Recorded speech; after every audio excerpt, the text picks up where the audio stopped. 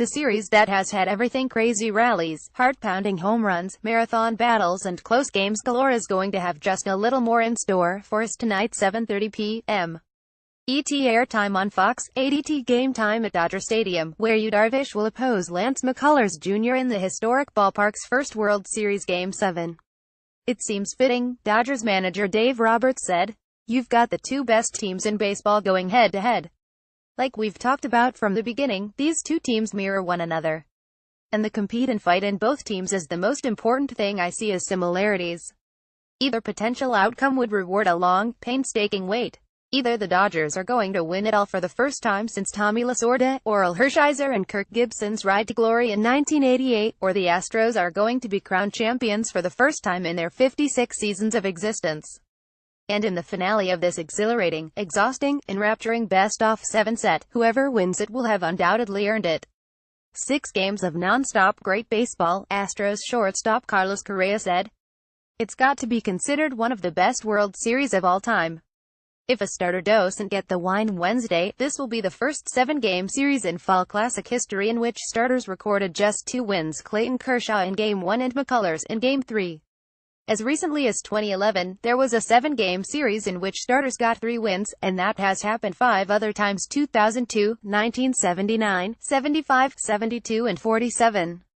This will be the 39th winner-take-all World Series game in history. One was actually a Game 8 because the 1912 World Series included a Game 2 tie, and this marks the first time since 200,102 that the series has gone to 7 games 2 years in a row. The Dodgers have the home field advantage, or do they? The road team won the past 2 World Series Game 7's 2016 Cubs, 14 Giants and has won 19 of 38 overall, a 5,050 split. But there is some historical perspective that leans Los Angeles' way here. Since 1985, when the League Championship Series went to a best-of-7, teams going home down 32 in any 7-game series have won that series half the time, 14 of 28. When they've won Game 6, they've won Game 7 in 14 of 16 instances, the lone exceptions being the 2006 Mets in the National League Championship Series and the 2014 Royals in the World Series. Anyway, all that really matters is the here and now. And if we've learned anything about this series so far, this game is going to come down to the bullpens, where some big hands, such as those of Kershaw and Dallas Keuchel, will be on deck. Kershaw, who was available out of the pen in Game 6 and will be again, was asked how many innings he can give Los Angeles. I can give 27 innings, he said, possibly joking, possibly not. Whatever they need, he'll be ready to go with whatever they need.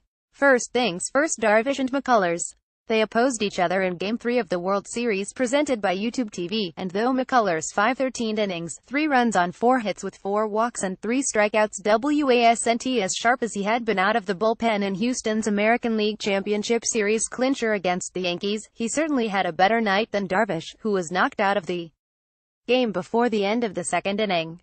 I threw the bullpen session between starts, and my slider is getting there, and it's better, said Darvish, who allowed 4 runs on 6 hits with 1 walk and just a single swing and miss in Game 2.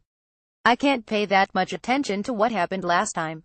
Just focus on Game 7 and have a good game. Literally every game of this series has been a good one. Only once the Dodgers' 6-2 victory in Game 4 has the margin of victory been greater than 2 runs, and that featured a 5-run rally by Los Angeles in the 9th. The 104-win Dodgers and the 101-win Astros entered as the first pair of 100-win clubs to face each other since the Reds and Orioles in 1970. But mere trivia alone does not make for an epic engagement. The first 6 games of this series have lived up to the irresistibility of the storyline, and they've brought us here. This series has been back and forth, Houston manager A.J. Hinch said. And 2 incredible teams trying to get to the finish line. Obviously it's good for our sport. Necessarily bad for us because we wanted to win Game 6. Both teams will be ready to play with about as much energy as you could possibly imagine in Game 7. Added Astros third baseman Alex Bregman emptied the tank and let her rip.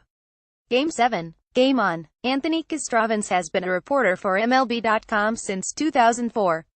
Read his columns and follow him on Twitter at @Castrovince. This story was not subject to the approval of Major League Baseball or its clubs.